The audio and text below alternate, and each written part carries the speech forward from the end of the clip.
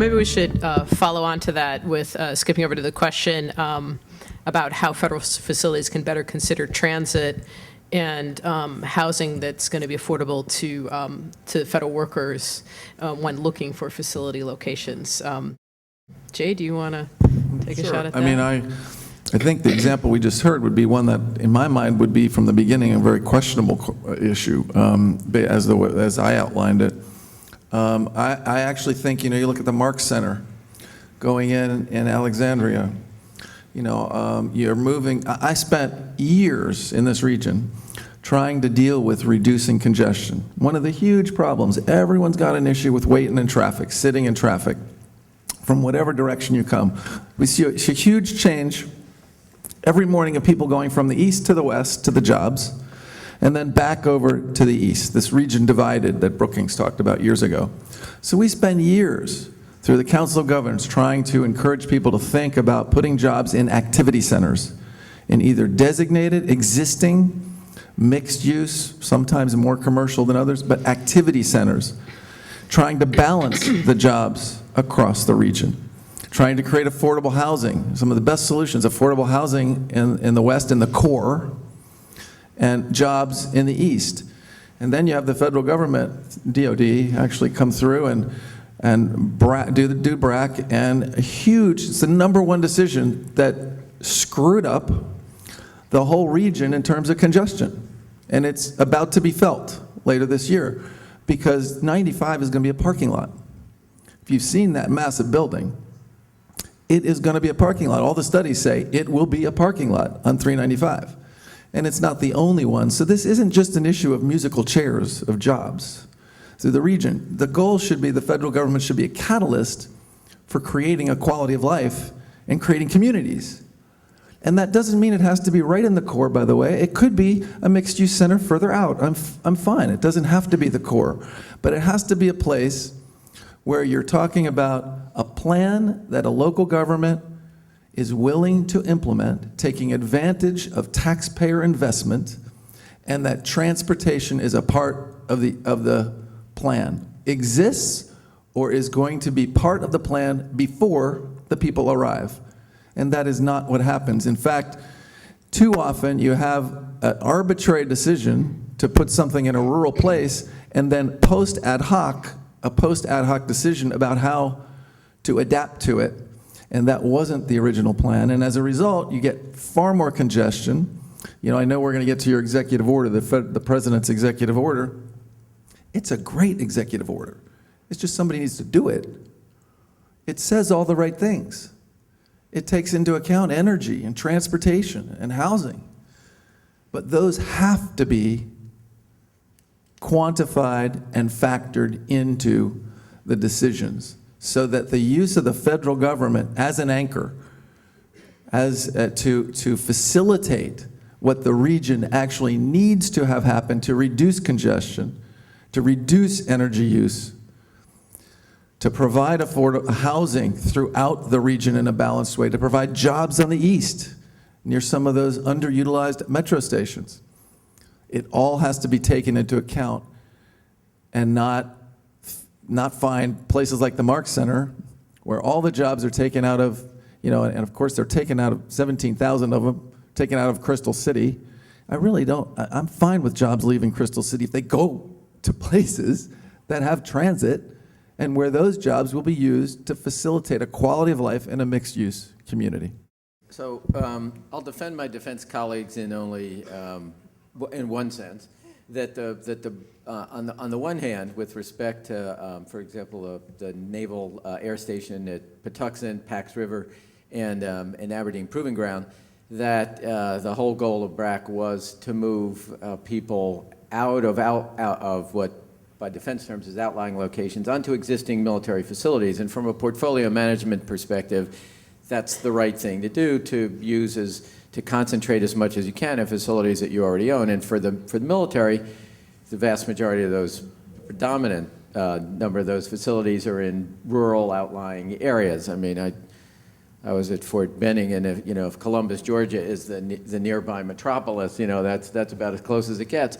So, on the one hand, that's understandable. And I think in those cases with BRAC, the military has assumed, and I think rightly, that if they bring thousands of jobs to a military reservation or installation, that it's up to the state and the local community to provide the money for transportation and other things, although there has been some funding to mitigate some of those impacts too. And we've seen that here with the Walter Reed move up to the Bethesda Naval Hospital, that the military is spending some money, probably not enough. All right, so and I think the military has done, by the way, a great job on BRAC, and we'll talk about this maybe later. The administration has proposed, in essence, a civilian BRAC, which is going to be fall on GSA's shoulders.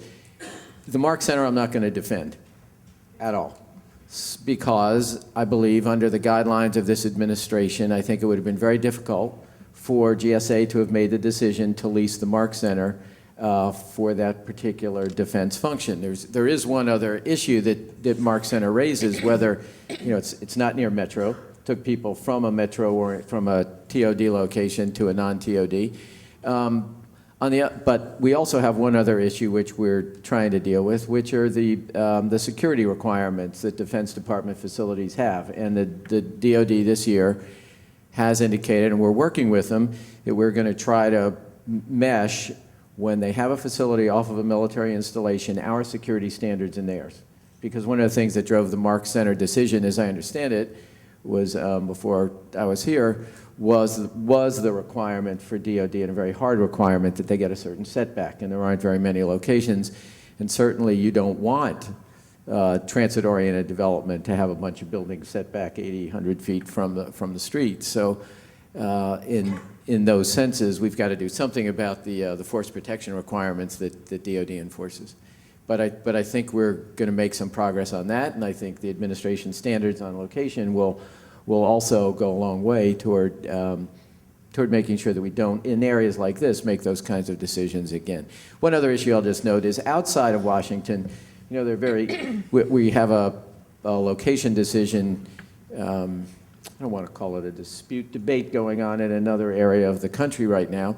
And the question is, what does constitute an activity center? If you're in an outlying suburb that is an incorporated town and doesn't have much public transit, are we, as the federal government, obligated to be in that particular, what I would call a semi-urbanized location, as opposed to moving someplace else? And there are all kinds of other issues raised.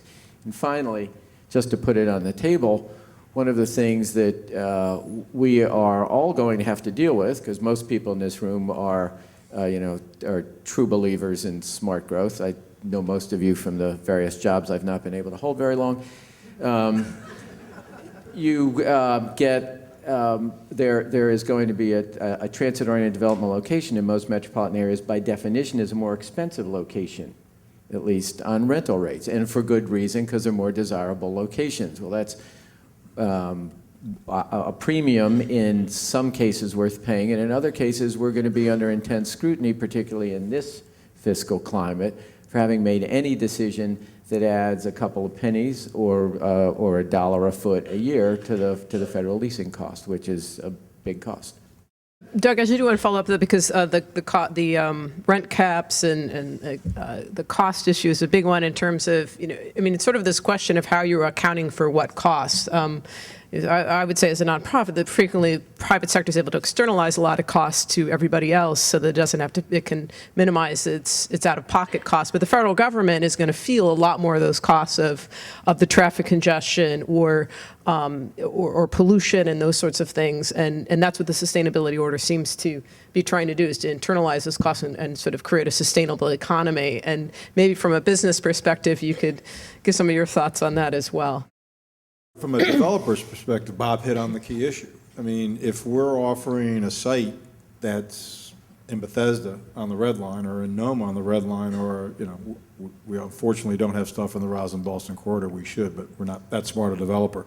But you run into a myriad of issues in terms of when, in GSA's very difficult position, there are technical requirements and there are economic evaluations. And to do that trade-off, how does the government, especially as Bob says today, we're not talking $1 a foot if you're comparing a metro location to a non-metro location. I mean, if you go out the I-270 corridor and you're non-metro, I mean, you're in the low 30s, and you want to come to Bethesda and be right on the metro, for a new building, you're $50 a foot. So, I mean, the gap is enormous.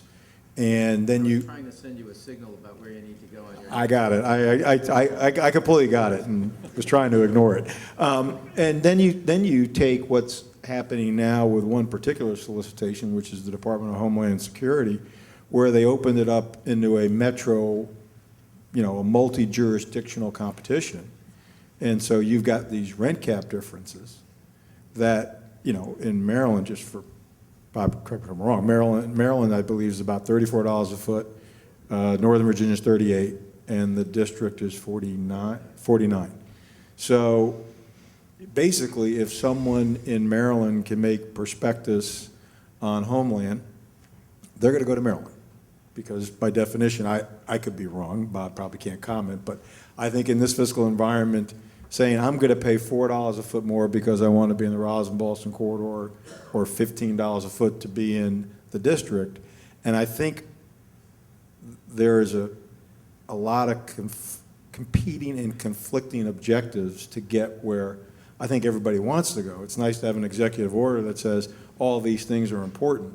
But if you can't translate that into how Bob's group has to procure the real estate, and they can value it and defend it, I think they're put in a position that's almost untenable. Now, the DHS, I think they're all going to end up at transit locations, so at least from a sustainability standpoint, that's not as key an issue. But boy, I mean, the Marks Center, for what, lots of it's a good example. There are a lot of non-metro locations in Washington. Bob, And so I think there's more than what Bob's group can do. I think the Hill has to participate, and they have to give them authority that's going to define this. And without that, I'm not sure there's a very good practical solution for Bob's group to do this. Bob, can I actually just follow up on that, although Doug's just told us that you're not really in control of this, is, when I look at the region, we see 15 largely really underutilized metro stations in Prince George's County. Land values are lower in Prince George's County. There's actually a lot of really moderately priced housing as well. So there's these rich transit resources and a lot of opportunity, but I understand that rent cap is a big challenge because there's not a lot of buildings at these metro stations. And sort of the specific question of kind of that regional balance, we've got all this growth up kind of to the west of the region, and this traffic flows that Jay has talked about from east to west in the morning, and sort of like how do you look at sort of the potential for Prince George's County's metro stations in this larger consideration? Well, as you know, and probably most people in this audience don't need me to tell you, the irony of the program rate caps around the region is that when you look at them, you think, yes, everything should go to the Maryland suburbs, except that the caps are based on existing rental rates. And so in this market in particular, Prince George is certainly, to the extent, and this is the key, to the extent they have existing office product, it's pretty cheap, or it would rent pretty cheap because anybody will rent rather than have it vacant. On the other hand, if you've got to build a new facility and the DHS requirement is large enough that most everyone would have to build a facility to meet the requirements, the construction costs, borrowing costs are the same throughout the region, and there's a question about whether within the rent cap, somebody in Prince George's County can actually build a facility that meets our requirements, and it meets, and more importantly, probably their lenders' requirements. So or let me put it another way, as the Prince George's County people tell us all the time, of course it's possible for somebody to do that, but doing it probably means that the county is anteing up a subsidy, free land or some kind of a write-down, and so they rightly note that in essence we're asking local jurisdictions to underwrite a federal government development, which they find unfair, and I can understand that. So that's an issue. On the other hand, and I'm going to say this because I've said it to people in Prince George's County, and I think their new administration is on top of this, so I'm also more comfortable saying it. We built a huge facility at New Carrollton, right at the metro station. We spent extra money. One of my predecessors took some heat for building a pedestrian bridge to the metro station to make sure it took advantage of its location. And I have to say that Prince George's County didn't take much advantage of the development, and not much came there. Now, it's an IRS center, and there is one contractor building that went up, but otherwise, look around New Carrollton. So that's an example of the fact that just because we build it doesn't mean they'll come, and the counties and jurisdictions have to do something to step out to make something work. Well, one other just note, just because when I have this audience and I got a mic, I got to say this. There are some discussions going on with the congressional delegations in the area, particularly the Maryland delegation, about those cap rates. The cap rates for leases are only established for the Washington area. We don't have them in any other part of the country. Otherwise, we go out, we figure out what the market is, and we try to get a good deal based on the fact that the federal government is a hell of a good credit tenant. But in the Washington area, we have this additional layer, which arose at some point in the past that no one can quite describe when, why, or how it arose. But we've got it, and I think it could be fixed in various ways, and we're taking a look at that. But we are going to need some outside help. Including at some point, perhaps some of you also talking to people in government about how this does and doesn't work.